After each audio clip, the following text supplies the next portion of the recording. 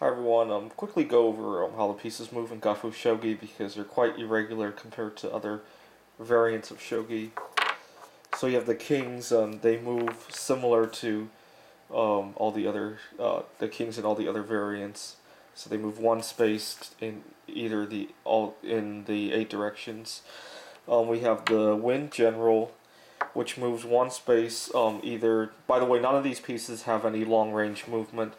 Um, Moves one space forward, or it could move one space diagonally backwards in 2 directions.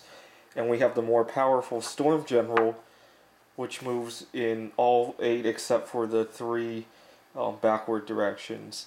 And as I said, none of these are long range. And I think George Dunkel was pretty clever with the way he designed these pieces because he invented this game back in 1998, and I doubt it would have been possible to solve this game with the technology of the 1990s.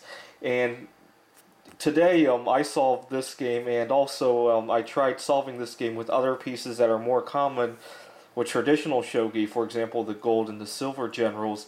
And I discovered that these two pieces were cleverly chosen so that to increase the complexity of the game. For example, in Gufuu Shogi, the way that George Dunkel designed it, there is a position that takes 28 moves in order to force a checkmate.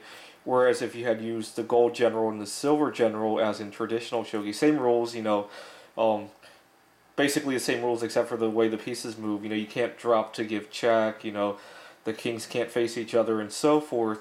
I think the longest checkmating position took only something in the teens, 16, 17 moves or something like that.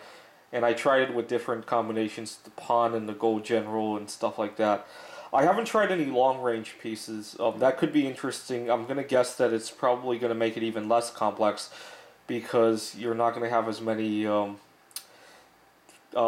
not going to take very many moves to drastically change the position. But the only complexity I can see is that it would probably make a lot of restrictions for where you can drop the pieces because of the way check works. Another rule I could try changing is the restriction that your king has to be adjacent to the piece that's giving check in order to deliver check. For example, this is not considered checking black's king because white's king is not adjacent to that.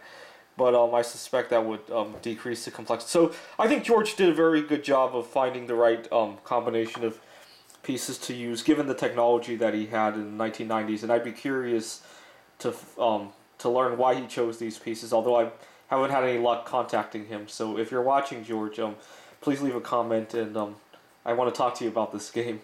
Thanks for watching.